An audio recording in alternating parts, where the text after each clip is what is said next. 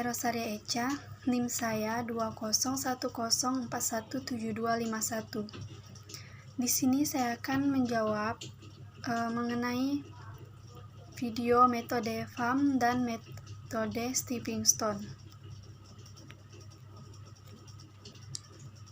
Metode FAM atau Vogel's Approximation Method adalah salah satu metode yang sering digunakan untuk mencari biaya minimum pada persoalan transportasi, atau metode FAM dilakukan dengan cara mencari selisih biaya terkecil dengan biaya terkecil berikutnya untuk setiap kolom maupun baris.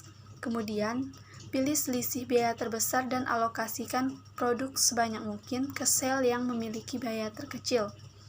Adapun kelebihan metode FAM dibandingkan metode NWC, metode FAM lebih mudah dan lebih cepat untuk mengatur alokasi, atau dalam hal ini adalah biaya transportasi, dari beberapa sumber ke daerah tujuan, sedangkan pada metode NWC tidak mengalokasikan produk sebanyak mungkin pada kotak sel yang memiliki biaya transportasi. Cara menggunakan metode FAM dilakukan dengan cara mencari selisih biaya terkecil dengan biaya terkecil berikutnya untuk setiap kolom maupun baris. Kemudian pilih selisih biaya terbesar dan alokasikan produk sebanyak mungkin ke sel yang memiliki biaya terkecil. Cara ini dilakukan secara berulang hingga semua produk sudah dialokasikan. Untuk metode stepping stone, metode stepping stone merupakan langkah lanjutan dari metode awal untuk mendapatkan solusi optimal. Metode stepping stone merubah alokasi produk untuk mendapatkan alokasi produksi yang optimal menggunakan cara coba-coba. Metode stepping stone akan membantu untuk perpindahan suatu solusi awal yang layak ke sebuah solusi optimal. Metode ini digunakan untuk mengevaluasi efektivitas biaya pengiriman barang-barang melalui rute transportasi yang saat ini bukan merupakan rute yang ada dalam solusi.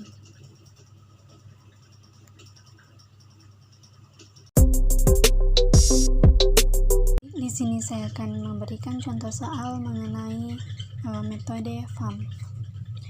Pertama-tama, untuk mengerjakan atau menghitung kasus untuk metode FAM, kita selalu membuat selisih baris dan selisih kolom. Di sini kita dapat membuat selisih barisnya. Dapat dilihat di sini biayanya ada 8, 5, dan 20. Di sini kita dapat menggunakan biaya yang terkecil, yaitu 8 dan 5.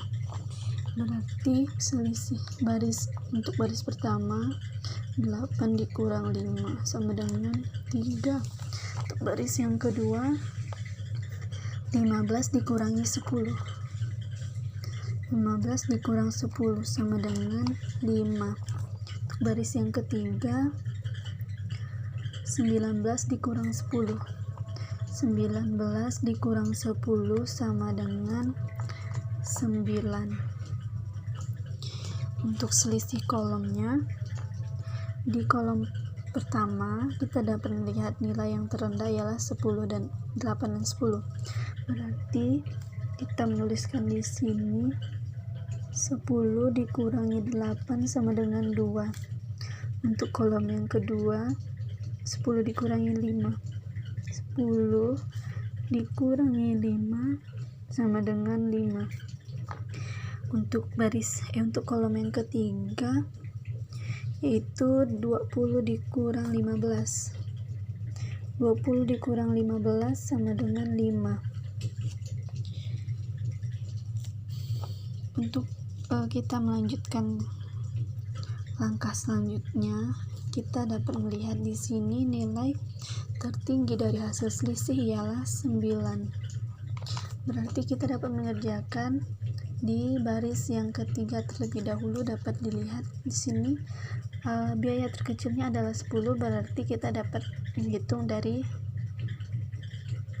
pabrik C menuju ke gudang Y. Dapat dilihat permintaannya 110 dan kapasitasnya 90.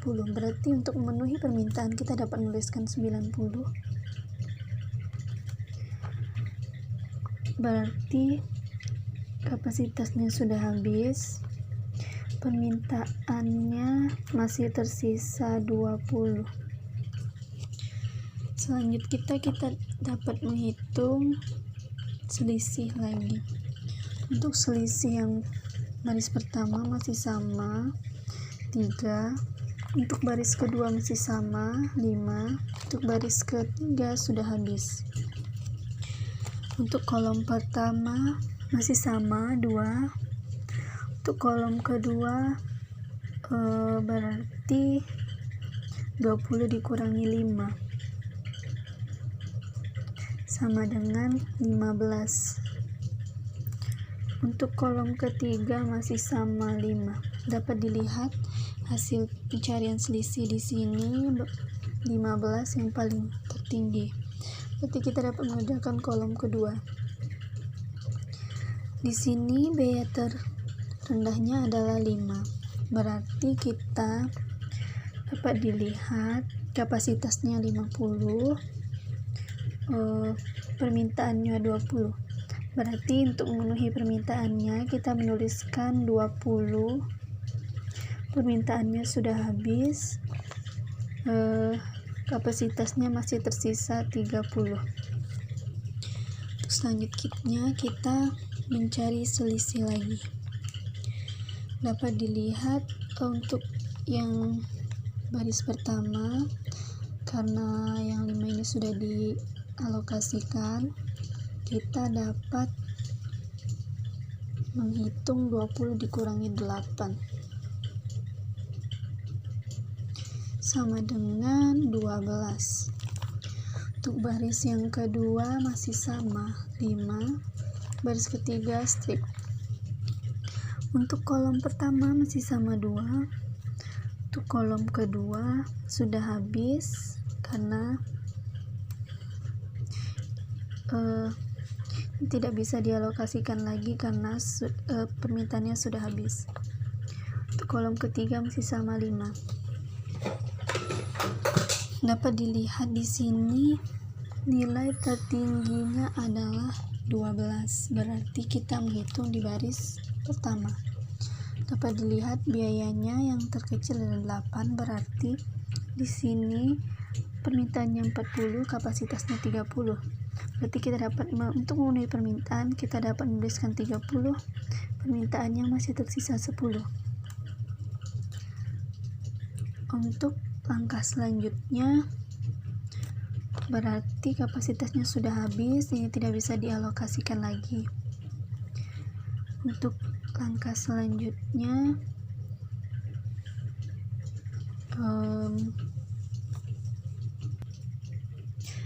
di sini tidak bisa dialokasikan lagi karena kapasitasnya sudah habis.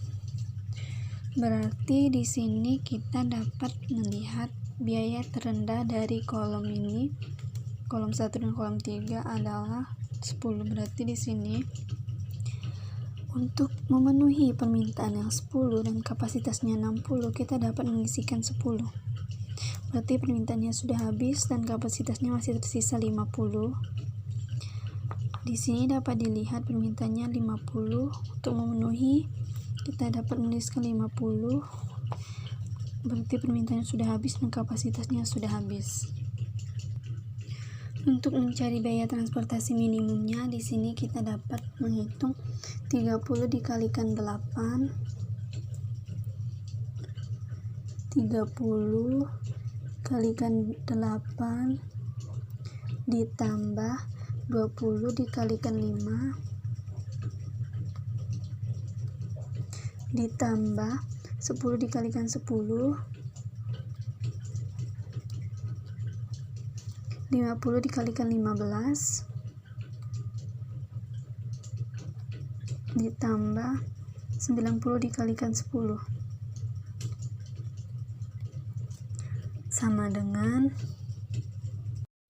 30 dikalikan 8 sama dengan 240 ditambah 20 dikalikan 5 sama dengan 100 ditambah 10 dikalikan 10 sama dengan 100, ditambah 50 dikalikan 15 sama dengan 750, ditambah 90 dikalikan 10 sama dengan 900.